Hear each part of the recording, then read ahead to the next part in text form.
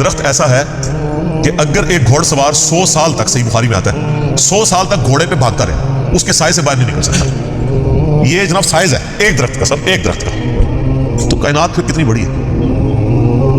بخاری مسلم میں آتا ہے جو سب سے آخر میں جنت میں جائے گا نا دوزخ سے نکال کے، وہ سب سے ادنا درجے کا جنتی ہوگا.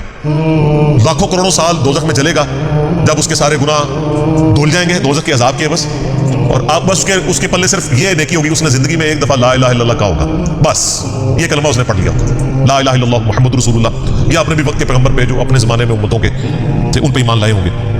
تو جیسے ہی اس کو بخاری مسلم کے الفاظ ہیں دوزخ سے نکالا جائے گا، اللہ تعالیٰ فرمائے گا ہاں بھائی تیرے لیے زمین سے 10 گنا بڑی جنت.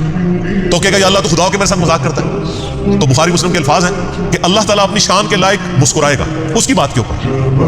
اللہ فرمائے گا مذاق نہیں کر رہا، حقیقت بات ہے کہ جو یہ روئے ارض ہے، یہ جو میریکل پلانٹ ارتھ ہے، اس سے 10 گنا بڑی جنت ہے اس شخص کے لیے جو سب سے آخری درجے کا جنتی.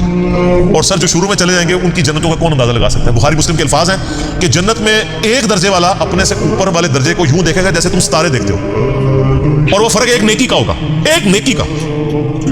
اور یہ درجوں کا یہ تو سر آپ ہمیں جب سائنٹسٹ بتا رہے ہیں نا گلیکسیز کی تعداد، اور بتا رہے ہیں 2.5 ارب گلیکسیز ہیں اور ہر گلیکسی میں 300 ارب سے زیادہ سورج اور اس کے ساتھ زمینیں ہیں، تو یہ اللہ نے پورا انتظام کیا ہوا سر. اس وقت بھی جتنی کائنات ڈسکور ہو چکی ہے نا، اگر یہی جنتیوں میں بانٹ دی جائے نا تو یہ بھی اس سے بڑی ہے. اللہ نے تو کیا کچھ پیدا کر، اسی لیے قرآن حکیم میں آتا ہے نا کہ تمہارے رب کے لشکروں کو کوئی نہیں جانتا اس کے سوا. ہم تو یعنی مخلوقات کا احاطہ کر ہی نہیں سکتے جو کچھ اللہ نے پیدا فرما دیا. تو اللہ تعالیٰ ہمارا ہے کہ ٹہنیوں والے درخت ہوں گے ان جنتوں کے، فبأي آلاء ربكما تكذبان فيهما عينان تجريان، ان باغوں میں 2 چشمے جاری ہوں گے. فبأي آلاء ربكما تكذبان فيهما من كل فاكهة زوجان، اور ان باغوں میں ہر طرح کے میووں کی بھی 2 قسمیں ہوں گی، ہر میوے کی 2 قسمیں ہوں گی. اللہ اکبر. فبأي آلاء ربكما تكذبان متكئين على فرش بطائنها من استبرق، جو جنتی ہیں وہ تکیہ لگائے بیٹھے ہوں گے بستروں پر جن کے استر جو ہیں وہ گاڑے ریشم کے ہوں گے.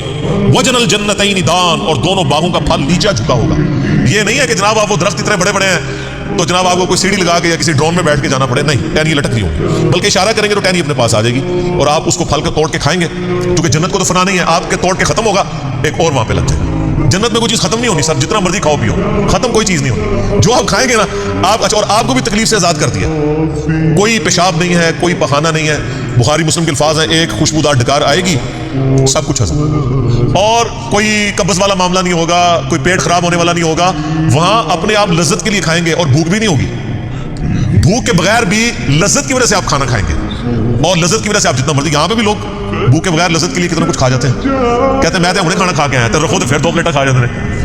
ادھر بھی اتنے لوگ موجود ہیں، بعض میں جو کچھ بھی بیچاروں کے ساتھ ہوتا رہے تو وہ ایک علیحدہ بات ہے، لیکن وہاں پہ یہ کچھ نہیں ہوگا. فبأي آلاء ربكما تكذبان فيهن قاصرات الطرف لم يطمثهن انس قبلهم ولا جان.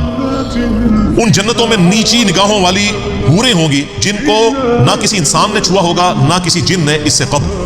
اچھا، ان آیات سے اب یہ بھی پتہ چل گیا کہ جنوں کے لیے بھی ایک جنت ہے اور انسانوں کے لیے بھی جنت ہے. جنوں کے لیے ظاہر ہے ان کی ریکوائرمنٹس اپنی ہیں، آپ کو پتہ ہے صحیح بخاری میں آتا ہے، صحیح مسلم کے اندر کہ نبی علیہ السلام نے منع کیا ہے کہ آپ گوبر یا ہڈی کے ساتھ استنجا نہ کریں کیونکہ جنوں کی خوراک ہے اس کے اندر. ہماری خوراک تو گوبر یا ہڈی کے اندر نہیں اللہ نے رکھی ہوئی ہے. تو جنوں کی آرائش کا، ان کی جو خواہشات کا سامان الگ سے ہے، ان کی جنت الگ ہے، انسانوں کی جنت الگ ہے، لیکن ان کے لیے اپنی جنیاں ہوں گی، تواڈے سے تواڈیاں جنیاں ہوں گی، ٹھیک ہے. وہاں لیکن جنیاں نہیں ہوں گی، وہاں پہ بڑی شریف قسم کی بیویاں ہوں گی. فبأي آلاء ربكما تكذبان كأنهن الياقوت والمرجان، اور یہ جنتی عورتیں ایسی ہوں گی گویا یاقوت اور مرجان ہیں. وہ تو صحیح بخاری میں آتا ہے کہ وہ یعنی ایسی ٹرانسپیرنٹ حوریں ہوں گی کہ ان کی جو پنڈلیاں ہیں، پنڈلیوں کے پیچھے ہڈیوں میں جو گودا ہے نا وہ بھی ٹرانسپیرنٹ نظر آ رہا ہوگا. یہاں پہ تو خیر ان چیزوں میں شاید کوئی اتنی اٹریکشن نہ ہوگی، کوئی شیشے کی کوئی حور بن کے سامنے آ جائے. وہاں کی ریکوائرمنٹس ڈفرنٹ ہے، وہاں کے لیے وہاں جا کے پتہ چلے گا. فبأي آلاء ربكما تكذبان هل جزاء الإحسان إلا الإحسان. احسان کا بدلہ بجز احسان کے کیا کچھ اور بھی ہو سکتا ہے؟ ہائے ہائے ہائے، یہ اللہ ہی کا ہی فضل ہے سر. اس کی اس آیت کا جو سوز و گداز ہے نا وہ ایک عربی سمجھ سکتا ہے. اللہ تعالیٰ فرماتا ہے کہ جس نے زندگی میرے لیے گزاری، جس نے میرے لیے دنیا میں تکلیفیں اٹھائیں، حلال و حرام کی تمیز کی، روکھی سوکھی کھا لی، میری وجہ سے اسے دنیا میں نمازوں کی مشقت اٹھانی پڑی، روزوں کی مشقت اٹھانی پڑی، جس نے اتنا احسان کیا ہے، اللہ پہ تو نہیں کیا لیکن اللہ تعالیٰ قدردان ہے. اللہ فرماتا ہے جس نے اس طرح کا احسان کیا ہو تو کیا اس کا بدلہ میری طرف سے احسان کے علاوہ کچھ اور ہو سکتا ہے کہ میں بھی اس کے ساتھ ویسے ہی احسان کروں؟ حالانکہ ہم نے اللہ پہ نہیں احسان کیا ہوا، لیکن یہ اللہ تعالیٰ کی قدر شناسی. کہ وہ قدر کرتا ہے انسان کہ بتاؤ اس احسان کا، اس نیکوکاری کا بدلہ کیا نیکوکاری کے علاوہ کچھ ہو سکتا ہے؟ جو تم نے نیکوکاری کی تو میں تمہارے ساتھ وہی نیکوکاری کروں گا، یعنی مراد یہ کہ جنت ہوگا۔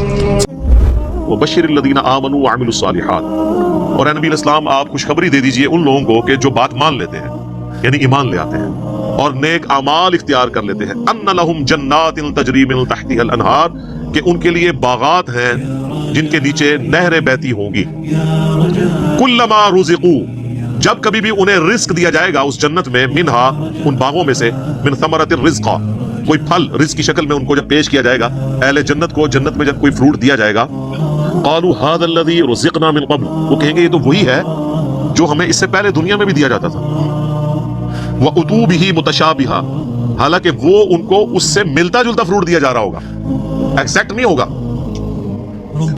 ملتا جلتا اس لیے دیا جائے گا کہ انسان کی ایک نیچر ہے۔ دنیا میں بھی آپ دیکھ لیں، آپ کسی دسترخوان پہ بیٹھے ہوں تو سب سے پہلے اس چیز کو ہاتھ ڈالتے ہیں جس کے ساتھ آپ مانوس ہو۔ آپ کسی ولیمے پہ بھی جاتے ہیں تو آپ کے سامنے کوئی ایسی عجیب و غریب ڈش آ جائے تو آپ اس کے رسک نہیں لیتے کھانے کا کہ پتہ نہیں کیا ذائقہ ہو، الٹا پلیٹ بھر کے بیٹھ جاؤں اور اس دوران جو میں نے کھانا تھا وہ ختم ہی ہو جائے، یہ بھی چانس ہوتا ہے۔ تو انسان مانوس اس چیز کے ساتھ تھا جو پہلے اس نے اس کو ایکسپیرینس کیا ہو، یہ اللہ تعالیٰ نے انسان کی نیچر رکھی۔ تو جنت میں بھی ابتدائی مہمان نوازی کے طور پہ جنتیوں کو وہ رزق دیا جائے گا جو دنیا میں وہ ایکسپیرینس کر چکے ہیں، آم، کیلا، انار، سیب، جو ہمارے ایکسپیرینس میں۔ اب دیکھنے میں تو وہ فروٹ دیکھنے میں تو ویسا ہی ہوگا، تو وہ کھانے سے پہلے ہی بات کریں گے کہ تو یہ وہی چیز ہے، ایسے بھی آ کے وہی کچھ، لیکن نظر آئے گا کہ ان کے اس کی طرح کا ہوگا لیکن ویسا نہیں ہوگا۔ اب انور اٹور کا ذائقہ اور ایک دیسی آم کا ذائقہ برابر ہو سکتا ہے؟ دیکھنے میں تو دونوں ایک جتنے ہوتے ہیں، شکل و صورت بھی ملتی جلتی ہوتی ہے لیکن زمین آسمان کا فرق ہے ٹیسٹ میں۔ اسی طریقے سے چونسے کا ٹیسٹ ہو کہ کسی دوسرے آم کا، وہ برابر نہیں ہو سکتا۔ تو یہ تو دنیا میں اللہ نے اتنا فرق رکھا ہوا ہے، تو آخرت میں جو آم دیا جائے گا وہ دنیا والا آم نہیں ہوگا، ہاں شکل و صورت میں ضرور ملتا جلتا ہوگا لیکن اس آم کی تو کیا بات ہے۔ اللہ تعالیٰ جنت میں ہمیں اپنے محبوب صلی اللہ علیہ وسلم کا پڑوس نصیب فرمائے، آمین۔